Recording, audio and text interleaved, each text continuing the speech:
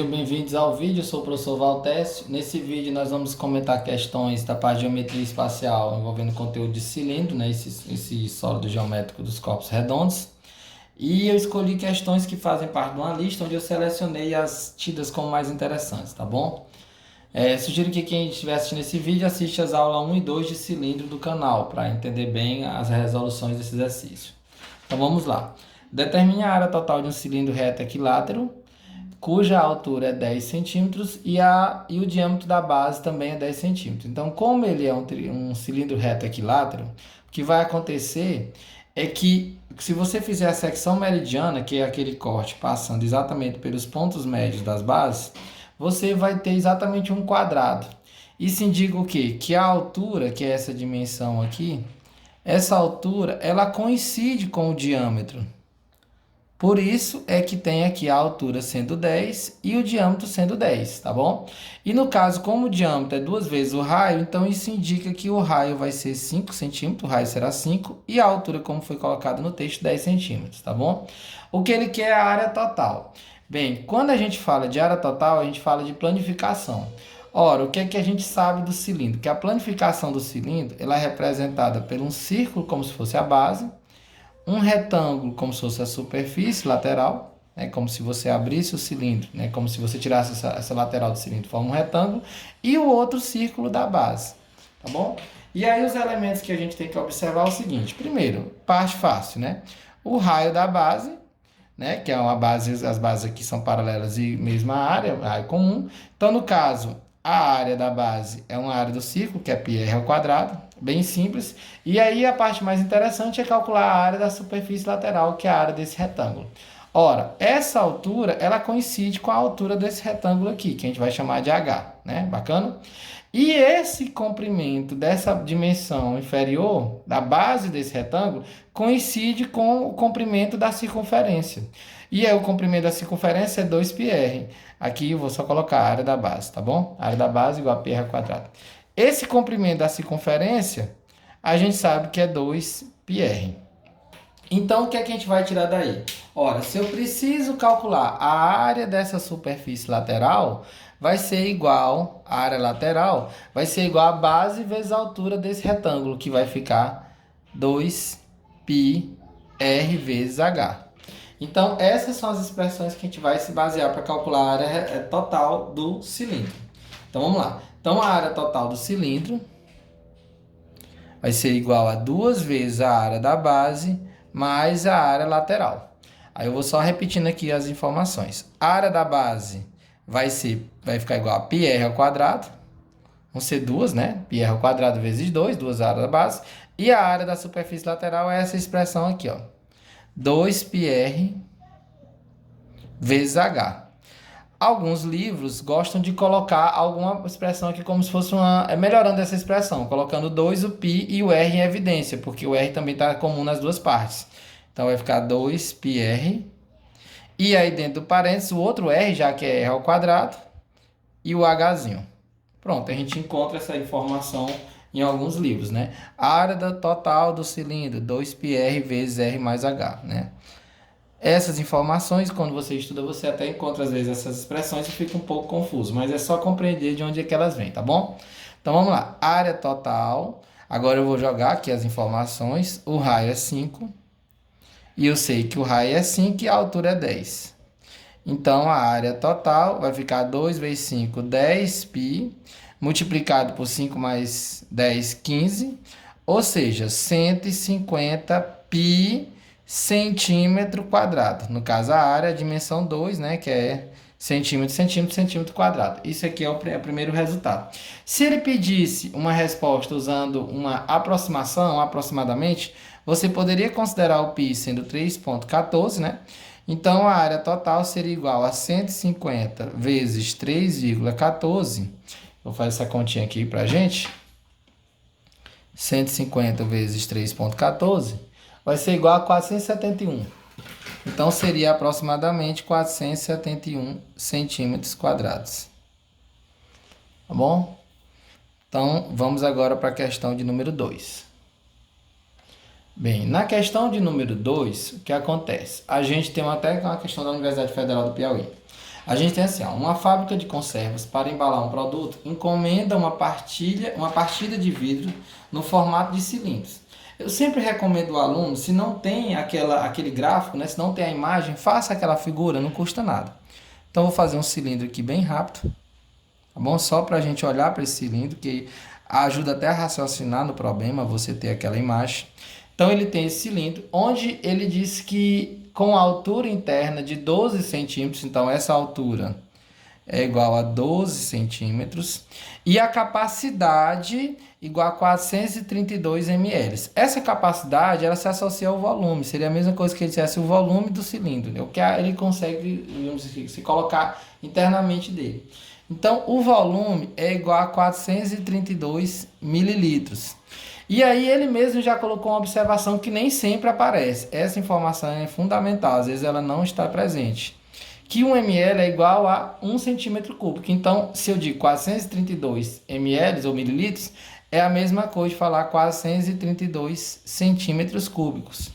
Isso é importante por quê? Porque nós temos essa unidade de volume em centímetro cúbico e nós temos essa unidade da altura também em centímetro. Então, está casado, não tem problema nenhum.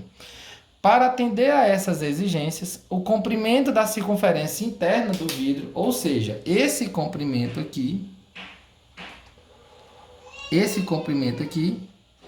deve ser igual a. Então, o que ele quer saber é qual seria o comprimento da circunferência, da base ou da parte superior, tanto faz. Para saber o comprimento da circunferência, a gente precisa conhecer o raio, porque a fórmula do comprimento, como a gente acabou de ver no problema anterior, seria igual a 2πr. Então, a gente precisa conhecer o raio da circunferência da base. Ora, eu já sei o volume. Então, como que eu vou resolver um problema desse tipo? Eu vou usar a expressão do volume do cilindro. Como que eu calculo o volume do cilindro? O volume desses corpos que tem bases paralelas iguais, como no caso do cilindro e do prisma, é a área da base vezes a altura. Então, o volume do cilindro vai ser a área da base, que é a área do círculo, πr ao quadrado, vezes a altura h.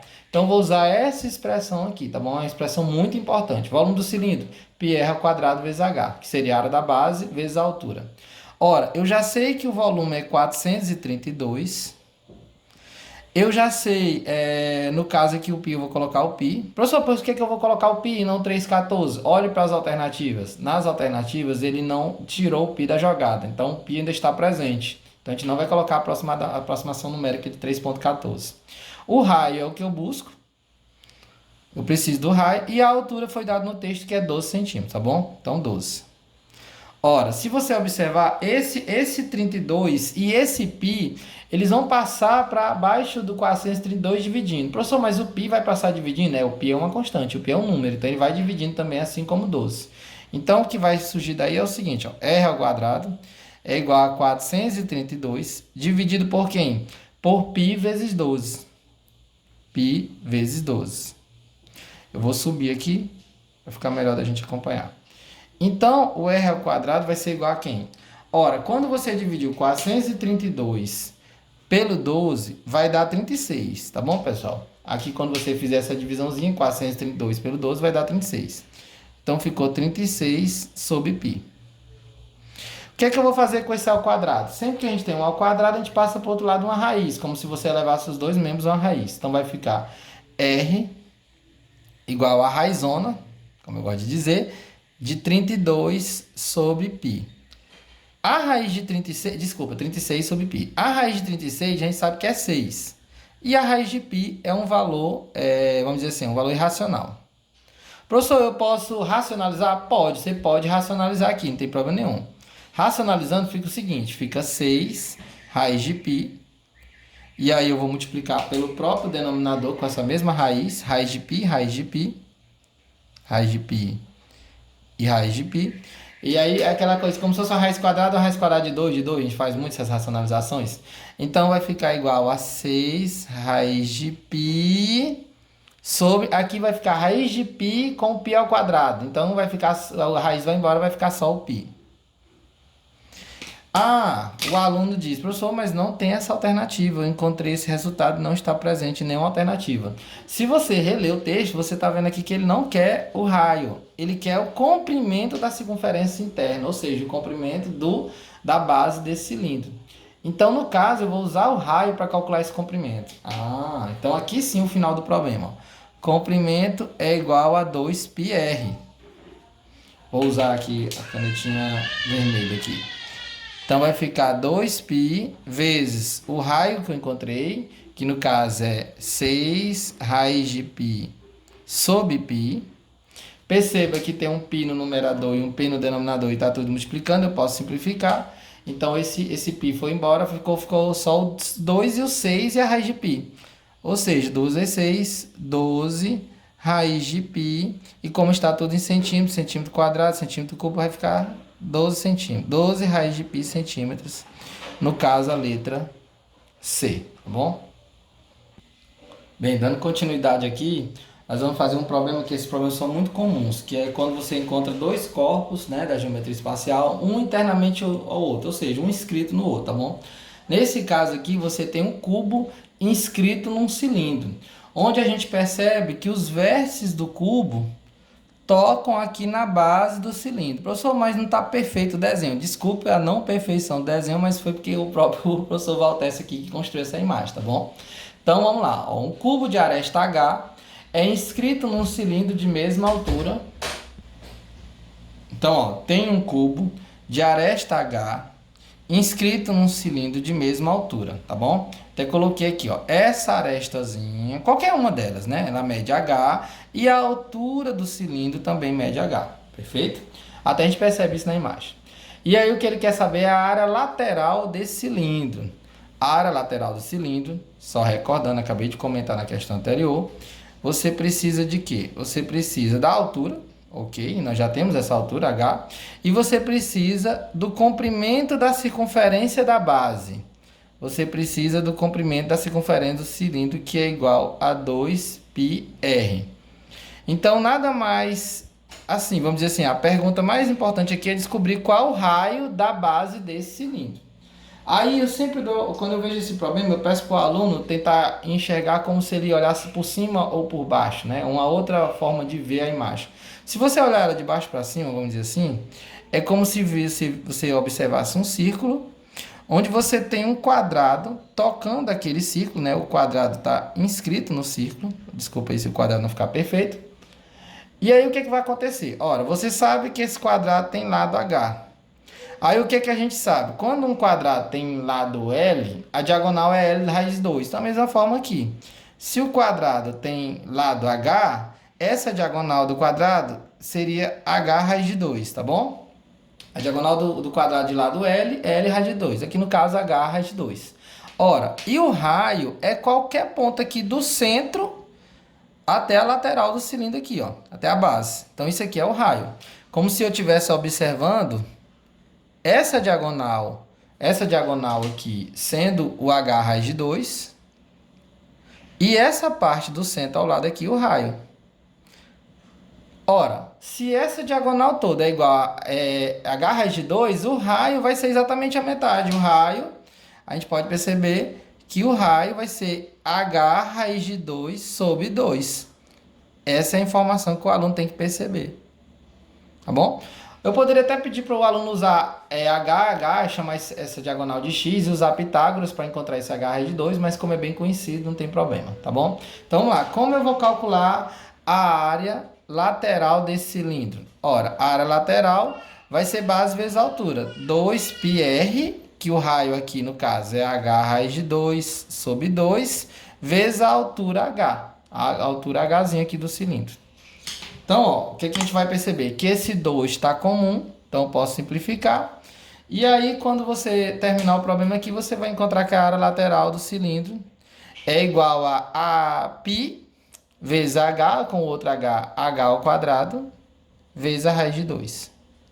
Se tivesse uma unidade de medida, seria aquela unidade de medida ao quadrado. Mas como o texto aqui é uma questão mais de generalização, vamos dizer assim, uma questão que não tem valores numéricos, só para você encontrar a expressão mesmo. Πh ao quadrado raiz de 2 é a nossa letra A. Bem, agora uma questão aqui de aplicação, né, que fala que um tonel, representado abaixo aí, está ocupado 60% de sua capacidade, ou seja, do seu volume.